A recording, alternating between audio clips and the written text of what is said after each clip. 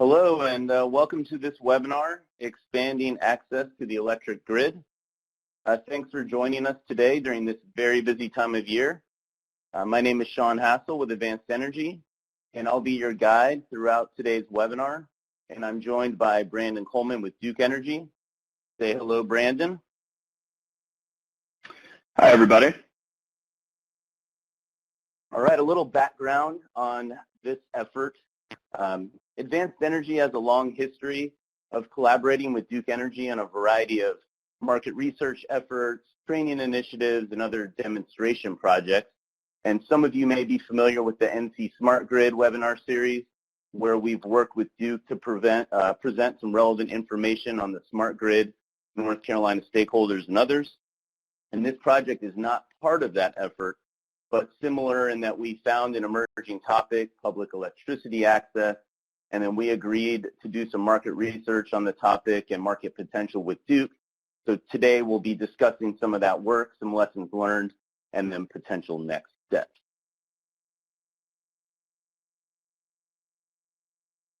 A little housekeeping before we jump into the presentation. So this webinar is being recorded for quality assurance and training purposes. And in the interest of reducing potential audio issues and background noise, everyone will be muted. But if you have a question or an issue or want to interact with the speakers, please submit your questions or comments in the QA box in the upper right-hand corner of your screen, which is also highlighted in the slide. We'll try to get to all the questions at the end of the presentation in the interest of time. And if you have a question for a specific speaker, just note that in your question. As you can see at the bottom right-hand corner of your screen, as we've highlighted, the presenter that's speaking at that moment will be highlighted. Please help us out by providing your feedback on a post-webinar survey that will pop up at the end of this presentation.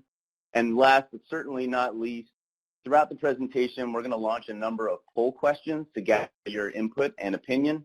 So keep an eye out for those and please answer them, as that will make for a much more interesting and informative webinar for everyone. Speaking of which, our first poll question. How many times have you eaten at a food truck in the last year?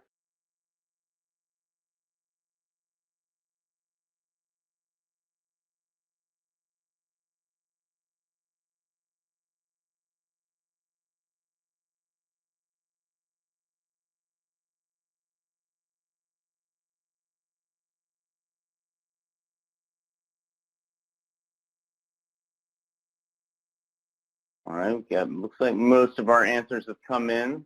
There might be a few more. We'll give it a few seconds. So, it looks like there's a few folks, maybe you don't have a food truck too close to you, and others, maybe like me, that can't even keep track because there's just so many options where you live. And so, yeah, they are certainly becoming more ubiquitous everywhere. And all right. Thank you. So obviously the poll feature is working. So let's move on to the next one. Thank you.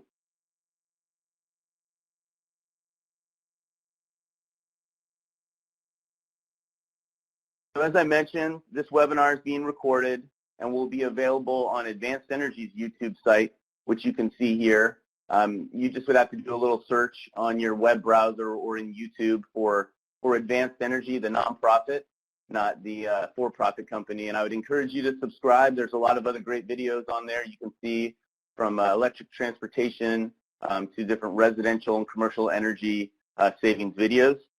And again, after the webinar, we'll send a follow-up email with a link to these recordings. So some quick introductions. As I mentioned, my name is Sean Hassel. I've worked with Advanced Energy for the last 15 years, serving a number of different roles, primarily training, design, delivery, and facilitation. I've also served as a project manager and a technical expert when the real technical experts are not available. And yeah, and I think that's pretty sufficient. Brandon, you want to take a minute to introduce yourself?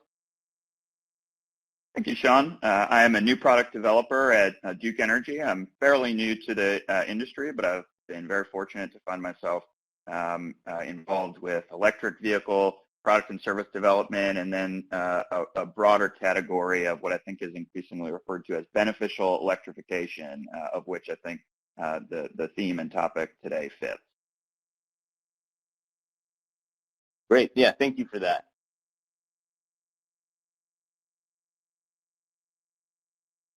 And our agenda for the remainder of the webinar. We'll define the term public electricity access and provide some greater context as to why we're hosting this webinar in the first place, the quote-unquote problem and some potential solutions. We'll also share some example use cases that are in the market now, and then we'll finish by discussing how we might move forward after this webinar and take a few minutes to cover questions that come through. And with that, I'll turn it over to Brandon to give a little background. And again, thanks everybody for being here. Well, thanks so much, Sean.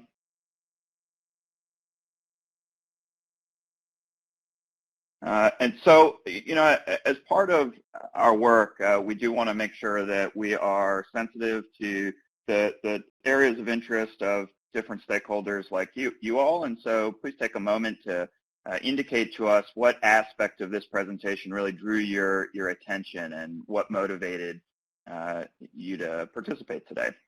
And I'll give just a few moments for folks to indicate. This is helpful for us in thinking about where we go from here and how we specify the work. So we want to get as much insight as we can from the community.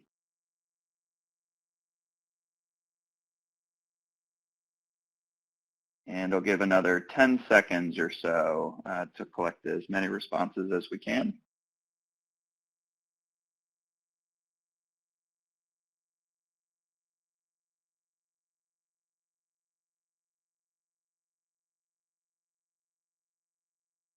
All right, so for the procrastinators, get your answers in. So another 5 seconds and then we'll move on.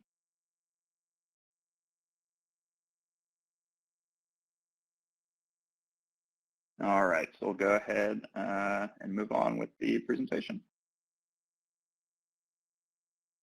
In the line of work of product development, we try really to anchor not to our proposed solution first, but to start with identifying a problem. And so let me just relate a very brief anecdote that really got me down the path of thinking about this particular issue.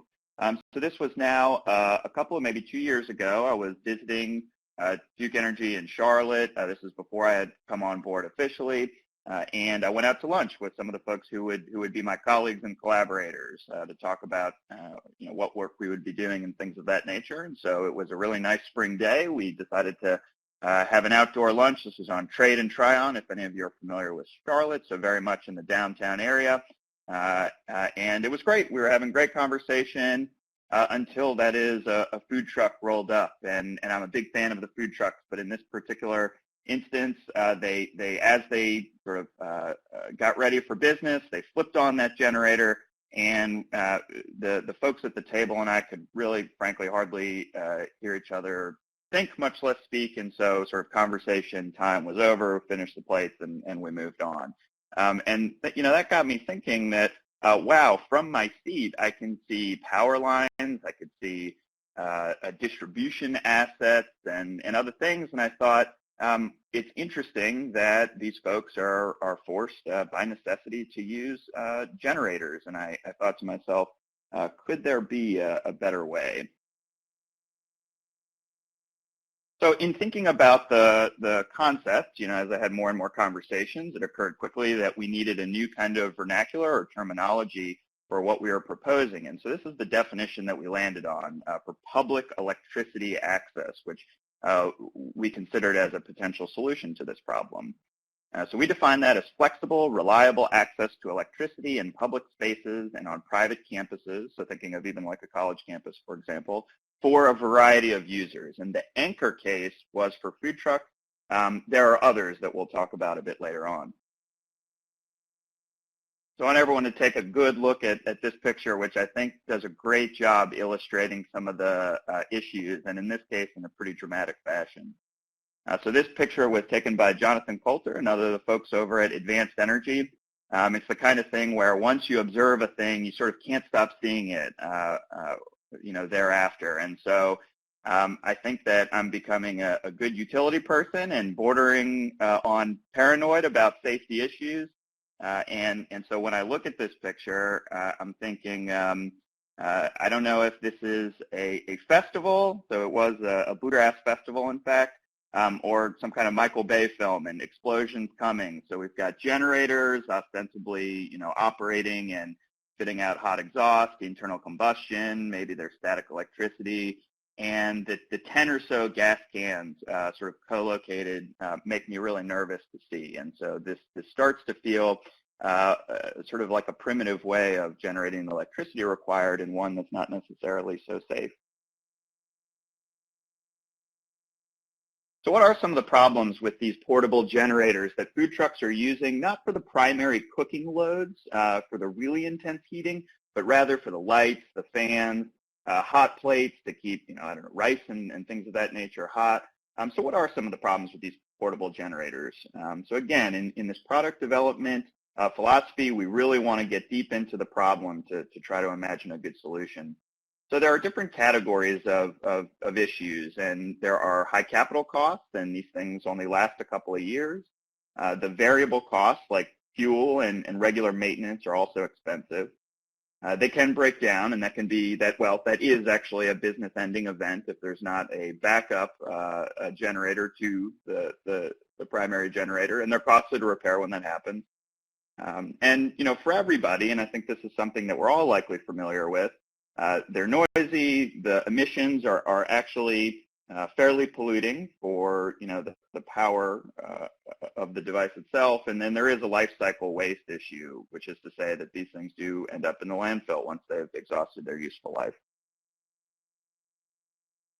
So here's another poll question. So when I first observed basically this problem, I tried to ask myself, from the point of view of a food truck purveyor, how much do I estimate that it's going to cost to basically keep the lights on, the fans, the hot plates, et cetera? So how much would that cost over the course of a year? And so we'll ignore those costs of if it stops working and we lose a day of sales. We'll ignore those kinds of costs, but thinking of the more primary costs of the equipment, the fuel, the maintenance, and things of that nature. So what would folks estimate? And I thought it was sort of a fun exercise in a little bit of math, sort of thinking, making some assumptions that feel reasonable, and really towards trying to value the solution. But we want to understand, what is the delta here? So I'll give everyone, let's say, another 20 or 30 seconds.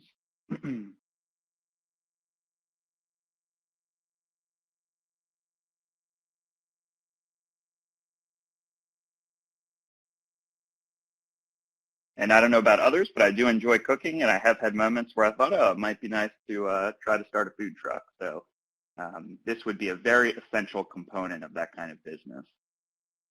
And just to clarify, so we're looking for the cost in dollars.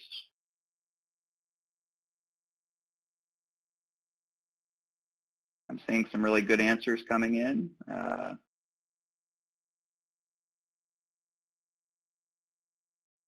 All right, so it looks like we've got about half of the folks that have answered. Let's give another 10 seconds.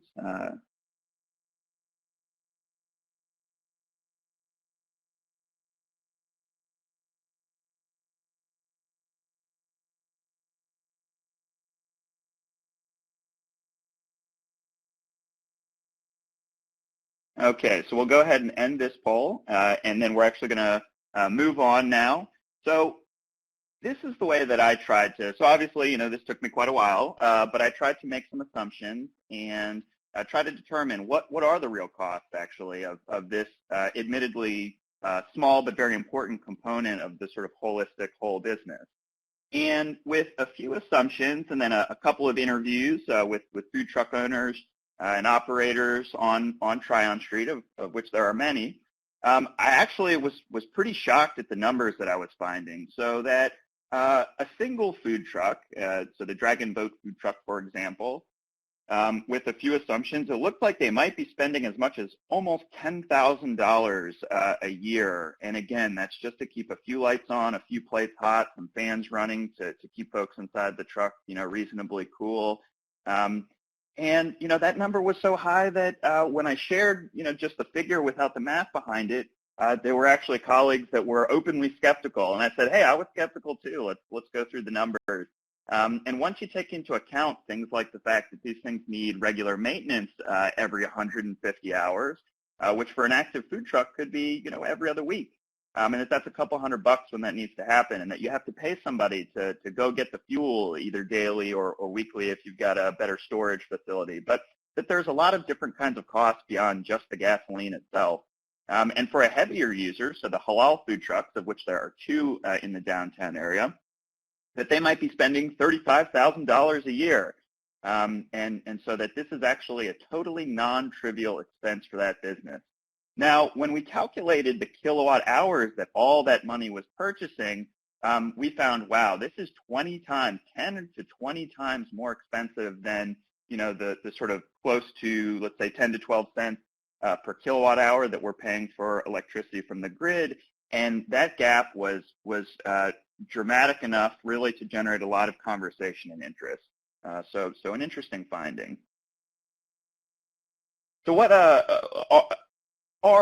other hosts? So if I would call a host a city or a campus, so some hosts are interested in a workaround to these sort of generators for, different motivations are different, but generally to create a more pleasant atmosphere. But there aren't sort of elegant solutions, perhaps. So that is to say that there's a lot of temporary power equipment that's required. Specialists may need to configure that, and it's not very easily reconfigurable sort of on the fly if the trucks are coming and going, that the resources are not readily available, and that the host, if they want to permit specific folks, bill them for use, et cetera, that there are not digital facilities to be able to sort of transact and communicate between hosts and the users, and so this is a very manual process. So we have a couple examples, the Lazy Days Arts and Crafts Festival in the town of Cary. There was a benefit dinner that I found, again, in South Tryon Street near where I work in Charlotte, and then that Bluegrass Festival that we saw from previously. And so, it is clear that hosts do have an interest in allowing food trucks and others to hook into the grid. So then this is where solution development really comes in, is that we ask ourselves, what might a better solution look like? What might a better solution look like? And so if we had a remotely controllable metered outlet that could authenticate users, so thinking of a smart outlet that was connected with a network, perhaps it's got a host portal and some kind of facility, perhaps an app on a mobile device, that could allow for that communication between hosts and end users. Perhaps this could be a better way. And maybe it can be configured on a street light, which has not necessarily adequate power to deliver the kilowatt capacity for a portable generator for the needs of these folks, but that there is wiring in there. Maybe you could install bollards that would have those sort of hook-in points. Maybe that would be another way to solve this problem. And if you could solve the problem that way, there would be really tremendous benefits for hosts in terms of a high impact emissions reduction, because sort of pound for pound, these things do emit a fair amount of pollutants, and we'll have Rubenko from Advanced Energy to dive into that a bit later. That it creates a more pleasant environment, for residents and visitors, so less noise to distract from events. So thinking of that Bluegrass Festival, lots of picking on banjos and things like that you really don't want to be distracted from with a rumbling generator. And then for end users, I think experience the most profound benefit, which is to say that their operating expenses are reduced, the complexity of their operation is reduced, they have less equipment-related interruption, and then it's an improved employee work environment, so that it's probably not good that these folks are breathing in the fumes of these generators all day. And I even talked to one person, this is the value of actually getting out in the field and talking to folks, who said that, by the way, I've got a bad back and this thing weighs 100 or 150 pounds and it really makes life difficult for me. And so that really drove home, that there are a lot of different kinds of issues here. So a lot of benefits to be enjoyed by different stakeholders if there was a better, more elegant, let's say, solution. So I do wonder, I referred to the food trucks as our anchor case. Are there other scenarios or other use cases that you could imagine that would solve a problem or create a benefit? So things other than food trucks out in public spaces. So feel free to answer for this poll. So I'm curious to see. I am going to show some of the other things that I and others had thought of that we collected. I'm interested to see if others actually can think of different kinds of use cases that perhaps we hadn't thought of. Let me give a moment for folks to indicate where you think this might be useful. And thinking that the more use cases we can put together, perhaps the lower the incremental cost per user if this solution was to be built, so that we could sort of allocate costs amongst many user groups.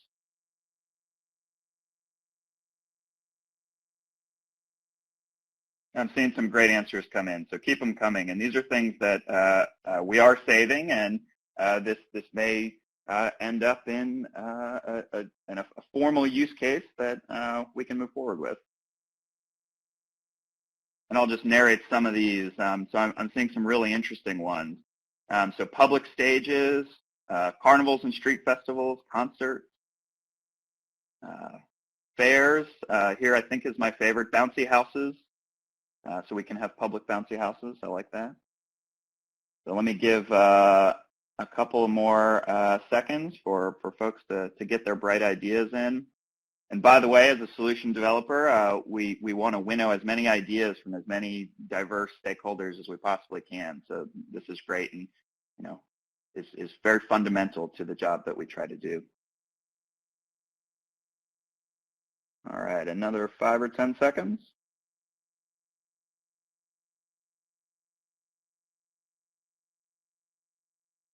All right, we'll go ahead and end this poll and then move on to the things that we thought about. So there was some convergence in the ways that we were thinking, and I was really glad to see some new ideas as well. Commercial landscaping is another one that, I think to myself, wow, if we could get, commercial landscaping, if there was, the opportunity, say, to plug a bank of batteries into a public outlet, then maybe for, landscaping in public spaces, we could get all that equipment on electric power, which is about half as noisy. So there's a 50% reduction in noise and much healthier for the folks actually doing the work. Amongst the most polluting emissions and the unhealthiest for sure human use are the leaf blowers, which by some measures are the most, or pound for pound, the most polluting form of power generation sort of any device that we typically use. So perhaps there are a lot of things that you could do. Others have brought up that it'd be nice to be able to charge your cell phone if you run out of power in a public place. So as opposed to, having to, I don't know, sneak into a Starbucks or something. And now I'd like to turn it over to Rubenka, and who did a lot of great work to try to quantify what are the emissions associated with these generators.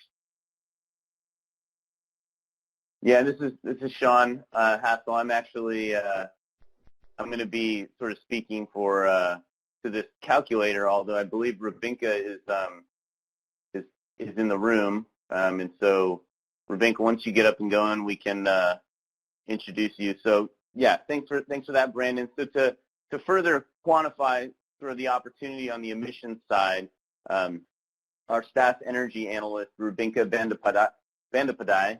Did I butcher that, Rubenka? She built an emissions calculator, and so this calculator allows us to choose some different gas-powered equipment, so generators and lawn equipment, and then select some different performance details in order to estimate the avoided emissions if we could plug into the grid instead. So I've got the calculator here.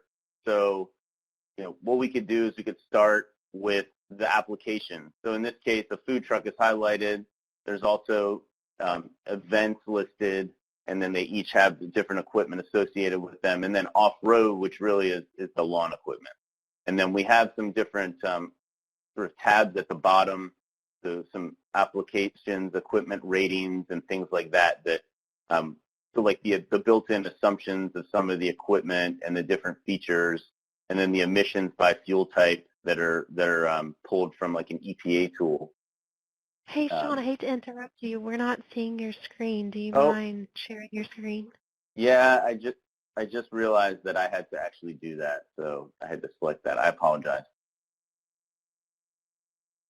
All right, so here we are, back to the tools. Okay, so as I mentioned, what I was doing there, so I'll go through the drop down, just the tabs at the bottom. And Rubinka, are you unmuted? Can you say hello?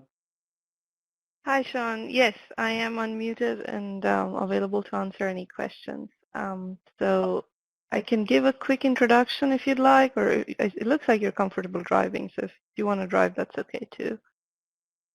Yeah, I'll drive, and then maybe you can just give a little background on yourself and sort of what what went into this, and then once we do an example, maybe like an example of like what the avoided, a comparison of the avoided emissions, for the different equipment that we select, just to give people some scale, if you feel comfortable with the latter. Maybe introduce yourself. Yes, thank you, Sean. Yeah, so my name is Rubenka Bandopadhyay. I'm the energy analyst here at Advanced Energy. So speaking to, one of the benefits of having publicly accessible electrification would be avoiding local emissions. So we got together, and this tool, it is still in the demo format. So the idea is to, kind of identify, right now we are identifying 3 major applications: food trucks, and then this off-road equipment like Brandon mentioned, leaf blowers and such, and then events. So currently we pulled from some EPA databases to show, for some commonly used equipment that we use for food trucks or events or off-road equipment, what is the emission profile? What would the gram per kilowatt hour consumption look like if we are not using, currently we don't have access to what Brandon described. We cannot access electricity by plugging into public outlets for these end-use applications. So how much emissions would we typically avoid if we just switched over to publicly accessible electrification, if that infrastructure becomes available to us? So one major assumption that we are making is we're just looking at local emissions. So as you know, if you're going to use electricity, then there are considerations about, well, how much emissions does that produce on site for that particular power plant. Right now, we're just looking at local emissions. So for example, Sean has the food truck pulled up. So for our purposes, the amount of emissions we avoid by switching from food truck, gasoline power generation to public electrification is really all the emissions that occurs from the food truck itself. So we have 2 types of outputs that we report. We report grams per kilowatt hours of emissions. So for example, over here we are reporting carbon monoxide, NOx, SOx. VOC stands for volatile components that are emitted sometimes, and then particulate matter. And then there are 3 types of particulate matter, which is described here. So PM, PM10, PM2.5. So we did not include carbon dioxide for this particular emission. Of course, that is a major concern. But the reasoning behind it was, well, the EPA database specifically targets these emissions when they are talking about generators that are powering food trucks, or generators that are, or motors that are powering these leaf blower type equipments. So that's why currently the emission profile just looks like this. And we do have the capability at a later stage perhaps to include the carbon dioxide if needed. So with that, I will hand it over back to Sean.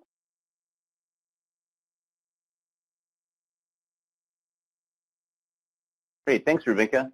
So here I have another, so let me give you just a sort of a case study for this tool. So last week, we got a call from Jennifer Martin over at Shop Local Raleigh, who was just calling to check in and see if we were going to be recording this because it's an issue that's relevant to her because she had just signed a contract to rent 9 generators at a cost of $10,000 for an upcoming event. And so I don't know if that includes fuel or not, but $10,000 is a big number. In addition to that, they're going to rent 4 to 6 light towers, and then there's going to be about 50 food trucks on site. And so, of course, in addition to the cost savings, they're very interested or most interested in providing an optimal experience for the festival goers. And then, she mentioned that oftentimes they do events on Earth Day, and that they've got all these generators going, and they'd love to have some alternatives. But I think, as Brandon has pointed out, that people are working with the options that they have, and that they can't just necessarily plug into the grid. So I took that example of Broogaloo, which, if you live in North Carolina and you like beer and live music and food trucks, which obviously most of you enjoy food trucks, I'd check it out. I've heard it's amazing. It's like one of the biggest in the country. Anyway, that's my plug for a local event. So here's the tool. So again, you can go to the application. So, selected food truck, selected events for both. I don't think, I didn't model any, or we didn't put in any lawn equipment, but you could. And then selected the size of the equipment. So we have a 3, 5, or 7. I selected 5. They say 3 is the minimum size for a food truck, so maybe we upsize it a little bit to the 5. Select the use, the fuel used. Gasoline is the only option, and then the number of generators, 50, and the usage pattern. It's a festival. I'm going to assume it's going to be a full load.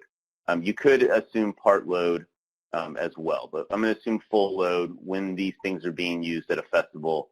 And then there's for the larger generators for the events, I went ahead and picked the one in the middle again. It's gasoline, selected 9, full load. And then for those light towers, this is a little bit of an overestimate at 50 kW from what I could find on the light banks. But we'll just use what we've got, which is the smallest of those large ones. And then if we come over here, then it compiles it. I did a sum feature to show the avoided intensity of that event, and so Rubinka, this would be over the course of, say, what, an hour. This one right here, we don't necessarily have the number of hours for the event that we can plug in. And what would you say this is sort of equivalent to? Do you even feel comfortable making like an estimate of the equivalency of this versus, say, taking cars off the road or something like that, to use an example that we've heard in the past for avoided emissions? Right. So this one is just reporting on a per kilowatt hour basis. So for example, you talked about a 5 kilowatt generator, right? So that's the maximum capacity, that's the maximum output of the generator. We said it's running at full load, so let's say for 1 hour it's generating 5 kilowatt hours. So then for that 5 kilowatt hours, this is how many grams of carbon monoxide, how many grams of NOx, SOx, volatile components, and particulate matter is being emitted. So if you kind of want to think of it like that, that might be the easiest way to think of it. Okay. So it really depends upon what's the size of the generator. Gotcha. All right, well, thank you. So in the interest of time, I'm going to stop sharing that. Rubinka, thanks for making yourself available. And if there's any questions that you would have for Rubinka, go ahead and add that to the Q&A. And I'm going to get to some use cases now and then try and give us some time to go through some of the questions. So I'm going to stop sharing that. And then if we want to pull the poll question over, if you're interested in this calculator, you could just indicate yes, no, maybe, and then when we get some of the functionality sort of dialed in, then we can actually email out a beta version of that. And this is Brandon. I would just add, nobody should feel self-conscious about answering no. Again, we want, sort of an accurate representation of interest, which can guide our future efforts.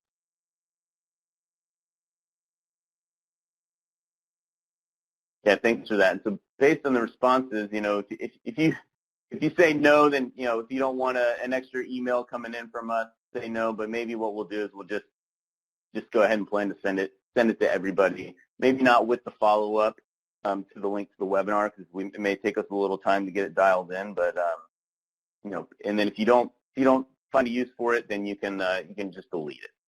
How about that? So, let's get to, let's go ahead and close that poll, and then let's get to some use cases, because that was one of the, the top votes of why people wanted to attend.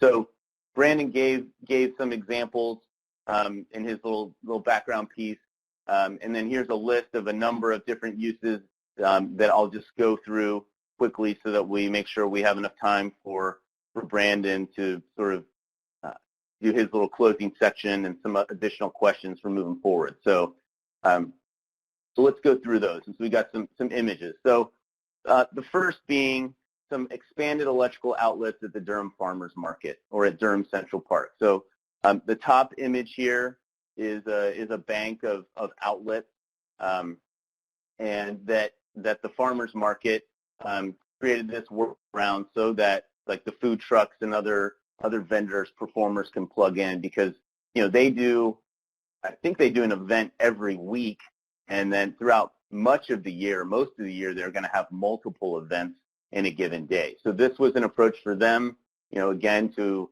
avoid some of those externalities that we discussed and just make for a better experience for everybody.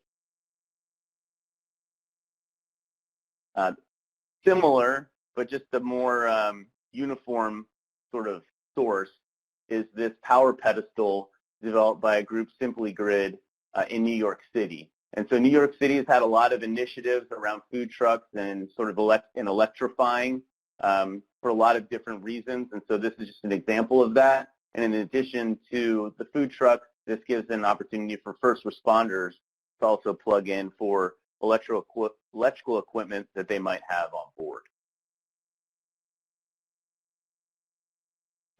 Standby power for cargo trucks. So this is a group, SafeConnect, and they're actually collaborating. Golden State Foods and Duke Energy are collaborating out in Garner, North Carolina, to provide these power outlets for their refrigerated trucks, so that the cooling stays on by plugging in. So in this picture, you see the power, the power cable, and then where they're plugging that into the truck at the top of the image.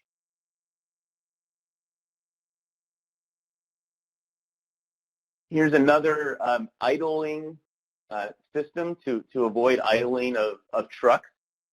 And so Idle Air, they have the yellow duct that you see coming down. They have like a frame that has the HVAC, or the cooling and heating unit and other infrastructure. It runs through this duct, and they have a template that fits on the window, and then at the bottom picture shows where the conditioned air comes in. It's got outlets, it's got satellite and radio and payment methods. I think if you look real close, you may not be able to see it. I think like video game systems that are built into this. And so in Kinley, North Carolina, Idle Air is partnering with Big Boy Truck Stops and Duke Energy to build a facility that would have these. And Idle Air estimates that it uses about 1/10 of the energy of the truck idling, and has about 1/10 of the air pollution. And a number of trucking companies are encouraging or requiring their drivers to use these systems at rest stops that are convenient, obviously, to their routes. And it usually costs less to run the system per hour, so $2 to $3, than it does to pay for the gas that would be required for that hour to idle. So it's kind of a win-win for everybody. Yeah, go ahead. And Sean, a quick editorial comment that, again, we see an order of magnitude benefit in sort of the per cost intensity of this alternative versus idling a small, or in this case, actually a large internal combustion motor. Great. Yeah, thank you. Absolutely. I'm going to go quick here because we're certainly behind. A solar lawn truck. So this is a group, Super Lawn Technologies, that makes lawn trucks, sort of very advanced lawn trucks, and they're partnering with Greenworks. So they have solar panels on this truck for on-the-go battery charging, and these are 80-volt, 82-volt lawn equipment. So really high-grade stuff. Works great. They're quieter. They're lighter for workers. Just some great advantages here. Authenticated power outlets by Sony. They developed this like almost 10 years ago. So you have a card that has an integrated chip. You scan that, gets you access to the outlet.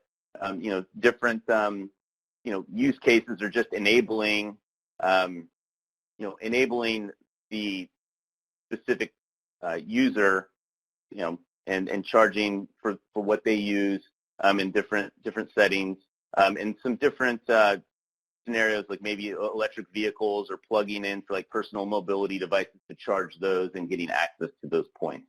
I don't necessarily think this technology's gone very far just yet, but just shows some of the potential. Shore power, supply power, again, not a new technology, but there has been a big movement at ports. So for example, this is a port in San Diego, bringing in the electricity to plug in, so similar to the truck, so avoids of using those high emission sources on ships. They can plug in, and then at the bottom picture is a shore power at an RV or at a campground for RVs, different outlet options. You see similar things at marinas. Mobile charging, this is a group very active in Europe, Ubitricity, and so they create a smart plug, a smart meter that they can plug into these outlets, these pin-based outlets that are specifically designed for their smart cable, as they call it, and that essentially charges that user exact billing for all of your charging events at the end of every month.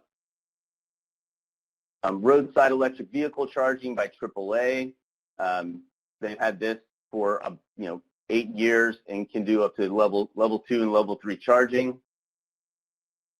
And then a mobile battery powered generator, Mobi by FreeWire, just very large batteries, and obviously deals with some of the noise and emissions, reduce that from this generator as opposed to a gas powered.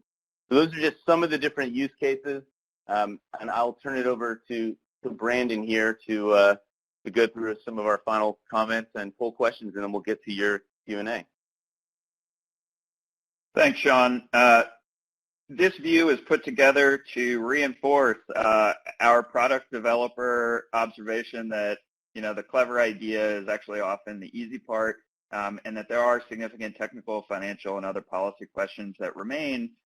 Sort of broken them up into a couple of categories. I have no doubt that if any of us got together in a room, we could double the list or triple the list with regards to the challenges. But hopefully, if we have proposed a solution that is validated by stakeholders, is very valuable, then these are worth working through. And this is really the character of the work that I do at Duke Energy. So I think I mentioned earlier, but we really do try to put ourselves in the perspective of the folks for whom we're trying to develop a solution. And so this view was to communicate that even just a couple, so in conversation with food truck operators, for example, they said, we would love the option to be able to hook in so that we could unplug from the generator and plug in when possible. And then that would be, beneficial to us. But would be really great is if we could get rid of the generators altogether. And so the observation here is that the benefits sort of scale non-linearly, so that the more access points there are, the sort of multiplicatively more valuable the solution becomes, as is the case with things like credit cards and cell phones. And let me just say a very quick word about that, which is to say that other kind of networks we depend on no matter where we are. So if I travel with my cell phone, I'm confident that there is a sort of back-end facility that's going to allow me to make a phone call. And if I travel with my credit card, I want to be able to purchase things outside of just my home city, for example. And yet, when we think about the grid, which is often talked about as the chief achievement, or at least one of the greatest achievements of the 20th century, broadly distributed in both cities and rural places and everything in between, and yet the access points are restricted behind meters, typically in our homes or places of business. Those are the only places that we can dependably rely on access to electricity. And so if we could spread this over a city, we could potentially realize some very significant benefits and work towards a future that is clean, quiet, that is more cost-effective in all kinds of ways, and so on. And thinking about, if we sort of zoom out from the perspective of the food truck owner and to a whole city or region even, that we could achieve some real benefits by opening up access to the electric grid. So here's another poll question. So I think that one of the most salient issues when we think about this is that there is going to be expense in upgrading, for example, a light pole that maybe has only some sort of is designed to be able to run a 100-watt LED light or a 400-watt metal halide light. Now we actually need 7 kilowatts of capacity, and so there are costs associated with this. And so, I'm interested in the perspective of the folks listening about who do you think should pay for this? Is this something that the state should provision? Could it be socialized into the rates that we all pay for electricity, and to sort of use the ratepayer base to enable these public benefits? Should cities or municipalities be deciding individually? So, for example, Cary, North Carolina, decided they wanted to underground all those wires, all the transmission lines and things, and they were willing to pay extra for that. Should this be actually a private industry, and so that they're transacting directly in some fashion with end users, so that private industry or some public-private partnership is making the investment? Or is there some other mechanism that you might imagine? And this is a tough question. So I appreciate, folks sort of speculating about what you think is equitable, fair, achievable, and this starts to dictate, how we go about proposing this sort of technical solution here. So I'll give folks a couple more seconds to sort of throw in your lot, and we'll use this insofar as we continue to think about using a great focus group like we've got here of interested experts and stakeholders, and to see, what is a credible case to make about how we should fund this.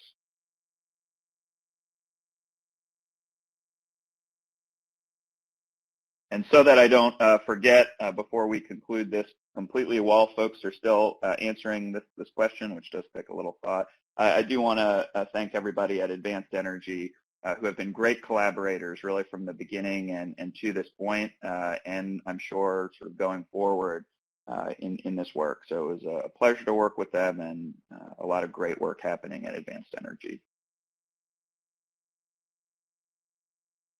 And I should say, particularly when the utility doesn't have a very straightforward business case, it's just great to have partners that can sort of represent the interests of folks in North Carolina and beyond.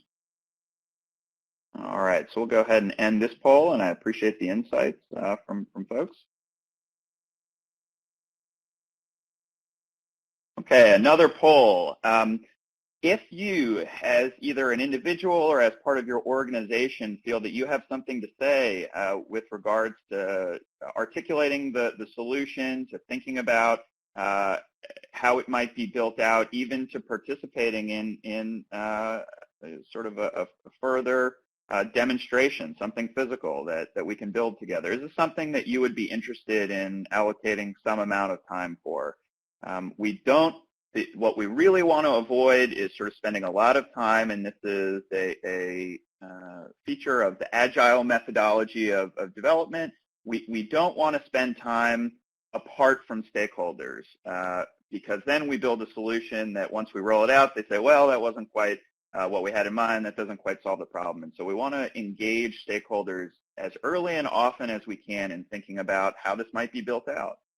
So please indicate whether you'd be willing to participate, and we will be in touch if so.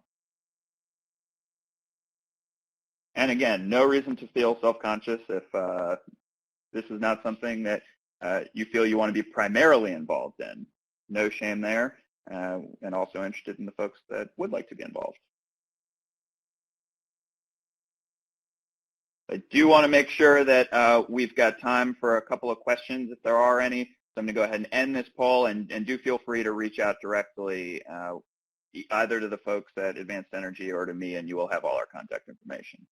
So another quick poll. Let's see, we're going to go forward. So over and above just participating, might you have a location that you'd like to actually test this, that you'd like to participate in an actual working prototype? So beyond sort of stakeholder feedback and things of that nature, would you like to host this kind of solution? I'll share very briefly that at Optimist Hall, which is our new innovation center that Duke Energy has recently completed building. So we do a lot of our sort of Silicon Valley type work out there. And there is no place for food trucks to plug in. And I was a little bit shocked to see that, you know, there's been so much careful thinking about sort of the latest and greatest in technology, and yet there's still a generator running right adjacent to the power company, which is trying to be very technology oriented. And so we're very interested in now trying to think about, could we actually build this? All right, so again, open invitation to get directly in touch if you'd like. So I'll end that poll and move forward to thanking everybody that participated. Really appreciate it. And we are all interested in questions and happy to try to take a few of those in the couple of minutes that we have remaining. So please do send in your questions via the chat, and we will see if there's some interesting topics of conversation. Great, thank you, Brandon. So here's a question: if street lights, and I would direct this to you. It's not going to be me that answers this one. If street lights are used, would they have to be rewired for the additional load? Very good question and a salient issue. So the answer is definitely. And in conversation with some of the design engineers that I was able to get in contact with, they raised that very issue. So it's a hard question actually to answer. It sort of takes a locational perspective. So we actually have to go to a site and see what's there. There is some spare capacity given the fact that some of the distribution system was designed for high-intensity discharge lights, so thinking metal halides and high-pressure sodium lights and mercury vapor and things like that. And then as they transition to LED, they actually do use a lot less electricity, but that probably doesn't free up the capacity that's going to be needed. So both at the light pole itself to deliver the 7 kilowatts, and then at the distribution level for sort of, let's say, you know, at the city block level, there would need to be upgrades to enable sort of the distribution to feed that end load. So it's a really good question, and there would definitely be modifications required, and that becomes the area of inquiry of sort of the next stage of work, is to figure out, you know, what really does it take? What are the costs? How do you do it technically? What hardware? Even things like, you know, what outlets do we want to provide? So there's a certain kind of outlet that serves a food truck, and, you know, we heard about interest in electric vehicle sort of application, and so that would be a different kind of outlet. And so these are all questions that we would have to work towards answering. Yeah, and then a similar question came in, sort of comment with a question that somebody lives in a city in which the electrical distribution lines were installed decades ago. So today all the general information is to go, you know, all electric, and not sure if their city's lines can handle the demand. So any comments on that, maybe in relation to other, you know, obviously we've got some aging infrastructure all over the country, in North Carolina being an older state. Any comments on that or thoughts on that? Wow, I'd have to marinate on that to really think about all the implications. You know, it's hard to think through, you know, what challenges does that bring, but I think I would say that it is clear that, you know, the grid does require investment, ongoing investment, and especially as we think about beneficial electrification, we do have to ask ourselves, how do we pay for it? I you know, certainly appreciated digging in, and Sean, your use case where you've got a city ostensibly paying $10,000 for public power for just one event. maybe they've got a dozen events a year, and that's costing them more than $100,000 perhaps. And so at the very large, at the macroeconomic level, let's call it, there would be certainly value to enabling folks to use the very cheap and, by comparison, clean electricity from the grid. But sort of how do you connect the dots? This is a very essential question. How do you, who pays for it? How do you realize that? And who is willing to sort of subsidize whom? These are unanswered questions. Yeah, great. And certainly things that could be discussed if there was a roundtable or any kind of future group meeting. Absolutely. To get into some there are some a of those lot details. of many kinds of mechanisms are available. So sort of rate-based, riders, tariffs, special tariff rates, and others, which we don't have time to get into today. But Sean's right. I think that would be a really interesting area of conversation to just sort of bounce around, with the ambitious targets by cities and states for decarbonization and other things, and always wanting to make more pleasant urban spaces. Who could put some skin in the game for this? Great. This Rubinka, if you're still with us, question came in. Rubinka, with small generators pollute worse while idling or running at lower loads. Is that an accurate statement? And how does the tool handle the wide range of loads? Maybe something I didn't get too much into. If you could speak to that. Sure. Yeah, I think that's actually a great question. So right now, the way we're kind of handling it is by defining whether or not the specific generator is running at part load or full load. So yes, if you are looking at it on a gram per kilowatt hour basis, when you're running it at part load or if you're running it while idling, what happens is you pollute more. So the way we're handling it is applying, and it's kind of simplistic, but it's been used before just by applying a multiplication factor. So when you select full load on a per kilowatt hour basis, the application actually pollutes less as opposed to selecting part load. So if you select part load, you have more emissions on a per kilowatt hour basis. But then when you look at annual basis, just because it's running fewer hours, the total emissions, kilograms of emission, might be lower. So I'm open to suggestions. If there are other ways of handling it, we can certainly do that. When we send out the beta version, I can provide a little bit more detail about how that's being handled. But great question, yeah.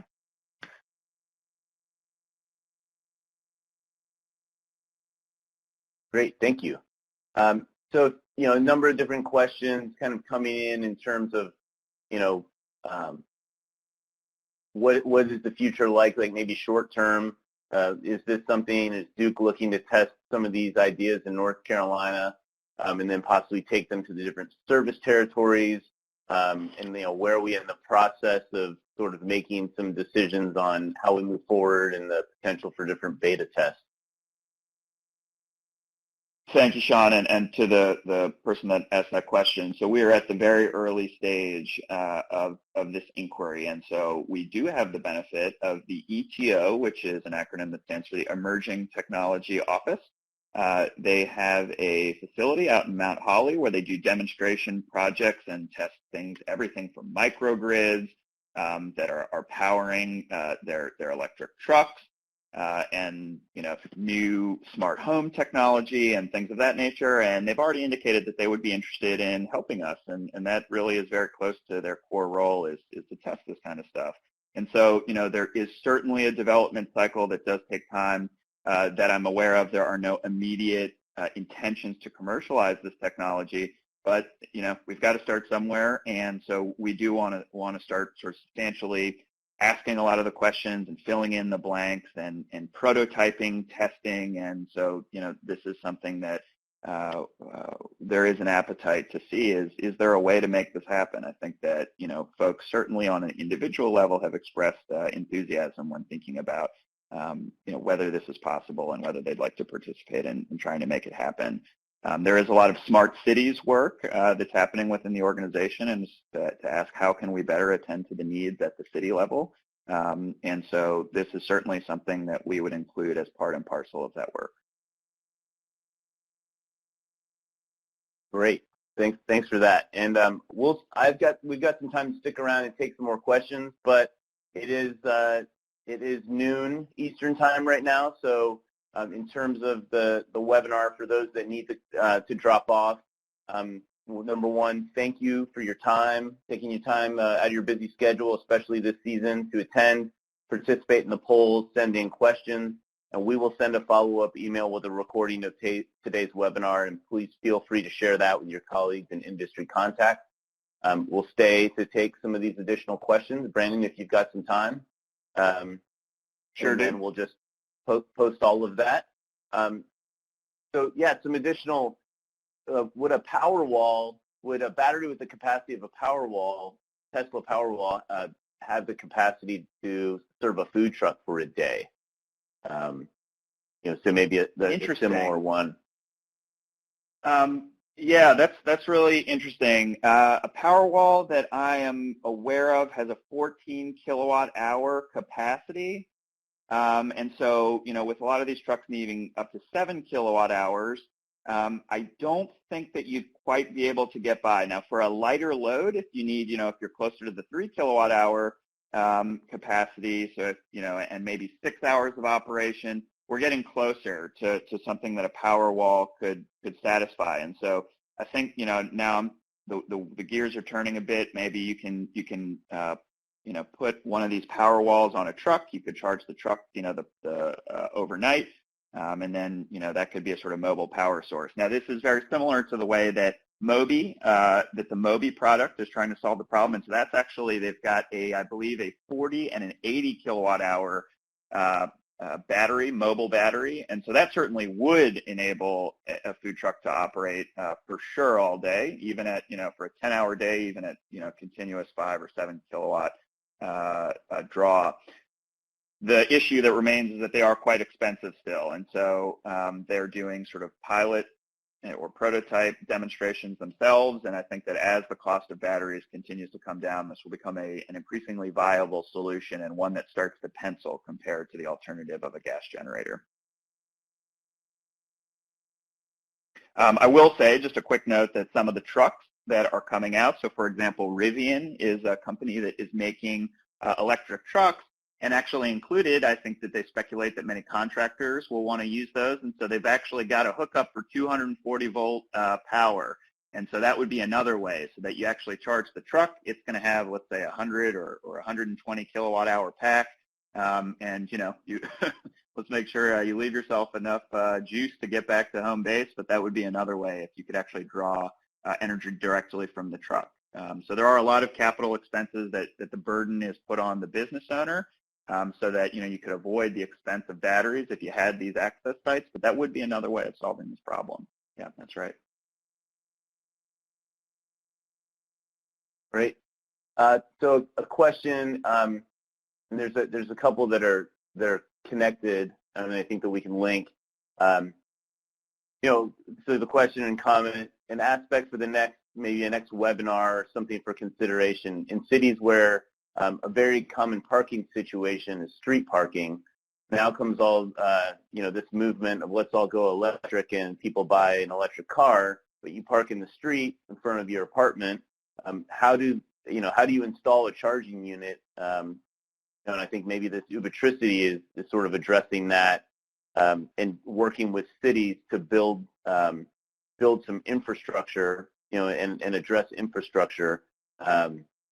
Any comments on that, and any other initiatives that you see to address this? People that street park versus having a dedicated spot, either in a garage or obviously at a single-family home.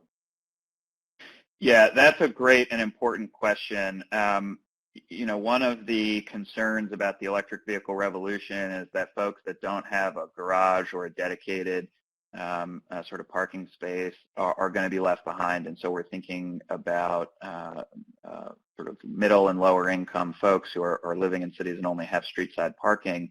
And it is vitally important that that stakeholder community is sort of deeply considered as we think about, the myriad benefits of switching over to electric. And so, then the expense associated becomes a real concern. And so I think a technology like this, as opposed to the, current example that you might see on the side of the street where there's a screen and there's a credit card swipe and other things, if we presume that almost all people, and certainly all people that are getting an electric car have a mobile phone, that you could do all the facilitation with a very, I'll call it an asset-light charging system. And so that is to say, a fairly bare outlet and with a plug that you open the app on your phone potentially, it authenticates you as a user and then turns on and sort of bills accordingly with some back-end system.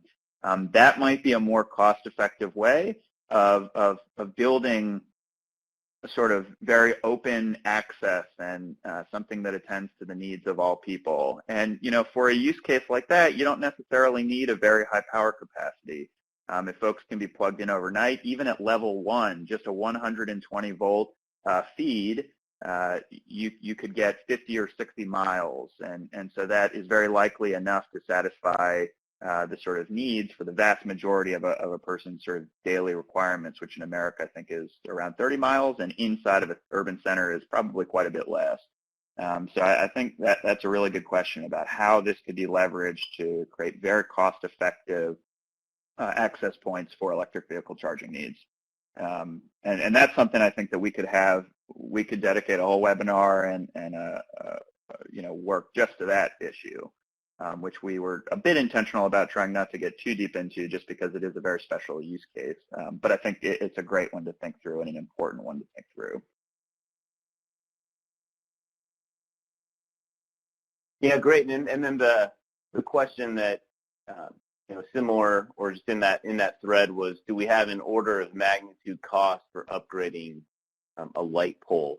So for that example with Ubitricity, where they're converting light poles and giving access for EV charging.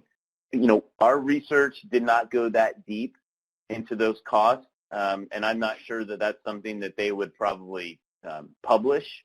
However, given the number of different municipalities all around Europe and the world that they're working with, and I believe there are other groups that are working on similar technologies and infrastructure. I think that's something that would maybe be the next phase from Advanced Energy's perspective in terms of where we are in the market research. So, now really trying to just document what's out there, what are some of the different initiatives and use cases, and then finding those that we think might be a good fit within the context of this market research to do a little bit deeper dive. And then possibly engage some of those different businesses and stakeholders in a roundtable, or if we do a follow-up session. So any final comments on that? And that'll basically our last sort of question comment, Brandon. Yeah, no, I'd agree with all of that, and to say that we have not gotten as far, and it's difficult to find comparables, and this is part of why we are interested in a prototype, to really start to test some assumptions and to calculate some costs, and to really put together a view of, beyond one site, if we tried to make a network of sites to blanket a city, what kinds of costs, both behind the whatever meters, in front of whatever meters, at the distribution level, et cetera. What really are we looking at? And those are, I think, important questions to answer next. Absolutely. All right. Well, that is our last question. I think we're at a good stopping point. And we certainly thank everyone for their participation and their time and questions. Have a great rest of your day, and we look forward to future conversations.